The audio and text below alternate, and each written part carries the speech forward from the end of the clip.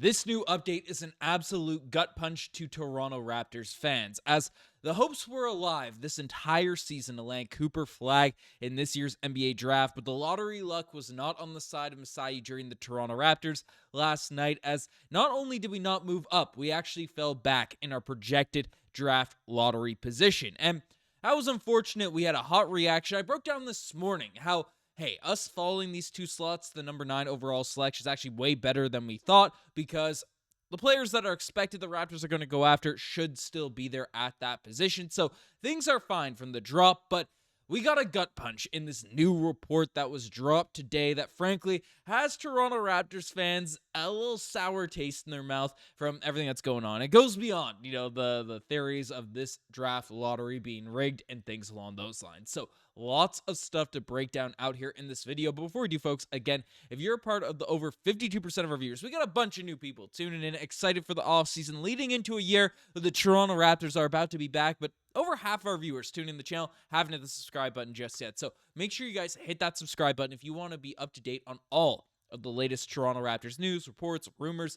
It's about to be a crazy offseason, so hit that subscribe button. But let's dive into it, because we know what happened, right? We covered it a ton out there this entire season. The Raptors, they had a 7.5% chance of landing Cooper Flagg, in the 30s of, staying up there, but the hopes were at least we'd stay in that 7 or 8 spot. That's kind of the position that a lot of Raptors fans were hoping would be realistic and things like that. I had the Shrimes going out here. I'm by no means a realistic Raptors fan. We were out here praying, making some, omens in the air to land Cooper Flagg this season. This might be the last chance I get to play any of these Cooper Flagg animations. We're praying for him to save us, coming into this season, but that didn't end up being the case. The team ended up falling to the number 9 overall selection, and as you could see, the mock drafts, they don't project to land Cooper Flagg or any of those top picks where the Toronto Raptors are now selected. So that is what it is. We are all sad, but I broke down some of the players that are going to be in that range. We'll touch on some of that here today,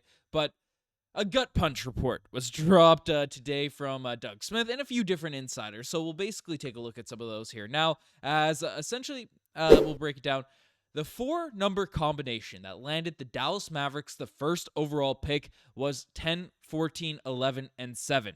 There were 14 number ping pong balls in the hopper, and that's how they came out to determine the pick and give the Mavericks, who had a 1.8% chance to give the of winning, the opportunity to draft the promising teenager forward Cooper Flagg.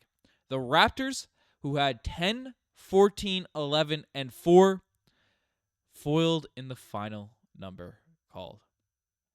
You hate to see that. So if you're not familiar with what's being said there, essentially the draft lottery, it's ping pong balls that are kind of popping into different places. You get that combination, you get your sort of name selected for these top 4 picks. And you take a look at the odds there, right? It's the odds. They do one of these sort of selections for each of the top 4 selections. So it's flattened lottery odds. Each of the teams have a chance of jumping into the top 4 selections. And the first overall pick, right, was the big one, Cooper Flagg, the one that we are waving this flag for this entire season, and the Raptors were one ping pong ball combination off from landing Cooper Flagg. And that just sucks to see. Your 3 out of 4 chances, it's getting close, it's there. Now, I did hear this morning from, I listened to the Zach Lowe podcast. He was in the lottery room. There were a couple teams that had that combination. Everyone was on the edge of their seat, right, in the mix for that number 1 overall selection. And it was super close to the Toronto Raptors to get that. And, of course, they did not. And Doug Smith gave the specific numbers, the combinations there. But that is what it is. We were close to landing Cooper Flagg. If it wasn't rigged, and again, it could be rigged so that we didn't have a chance at all. But in terms of what people were seeing inside the lottery draft room, the Raptors were that close. To make matters worse. To make them worse, to leave an even more sour taste in our mouths. And Doug Smith even says, to make things worse, the San Antonio Spurs bucked the odds, cashing in on a 6.3% chance to move into the second draft slot. Their 4 numbers were 12, 13, 11, and 5. The Raptors had 12, 13, 11, and 4. No way. Toronto ended up falling to the 9th draft of the order, going into the lottery at the 7th best odds.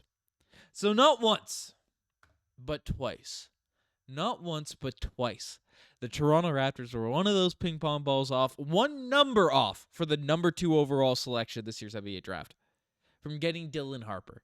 They were that close to getting a game-changing, organization-changing, Raptors Digest changing, my life changing, every Raptors fan's life changing overall selection. That close. And you could see Masai Ujiri's face just absolutely, he said the right quotes, but he was not happy out here in this draft lottery. He was looking sad. He was looking disappointed, as we all were. Fired up, frustrated, and things like that there. And, of course, the draft lottery, the positioning, it's not as bad as it would be falling in other NBA draft classes, but it's a disappointing result when you are that close to getting that pick, and there were a lot of comments made about the current selection. So, the Raptors president Masai Ujiri said Monday that he could envision the Toronto Raptors holding workouts and visits with anywhere from 60 to 90 players before they decide on the 9th pick. Now, I'd imagine they'd be viewing people for their second-round pick as well, not just the 9th pick, which is in the mid-40s here now, this selection, because, working out and looking at 90 different players would be absolutely absurd for a top 10 pick. That's just absolutely bananas, but we know Masai Ujiri likes to do his due diligence, likes to get his feel for all these different guys, all the different options that are out there at play,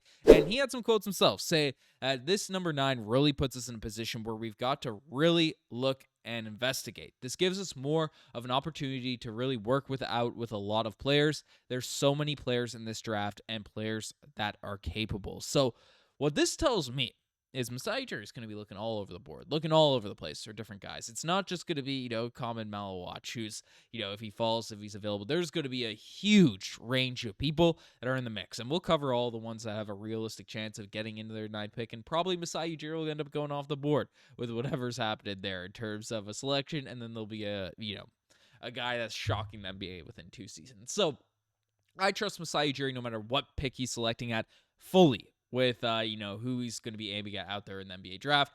It's all hits, no misses with Masai Ujiri. So I fully believe in everything in him as a scout, as a talent evaluator and stuff out there on that front. He had a fun quote, too, saying that Masai Ujiri and the Toronto Raptors getting the 9th pick. Tracy McGrady, DeMar DeRozan, Jakob Poeltl, we'll be fine. I guarantee you we'll be fine. So, of course, if you're not familiar, Tracy McGrady, DeMar DeRozan, Jakob Poeltl were all drafted with the 9th overall selection in their respective drafts. So, it's not a bad pick to pick at. The Raptors have had success with that in the past. Of course, T-Mac didn't have the greatest Toronto Raptors career, but of course became a phenomenal basketball player. DeMar DeRozan is one of the greatest Toronto Raptors of all time, and Jakob Poeltl, even with his, his being traded off and back, he was a part of a deal that ended up, I guess, 2 9th picks.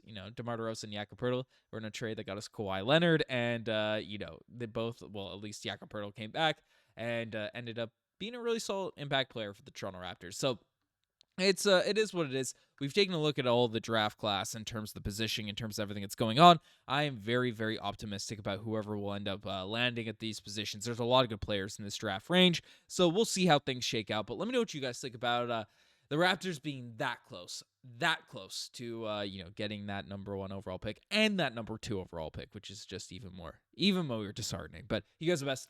Subscribe to the channel if you guys haven't already. Anyways, I'm signing out. Cheers.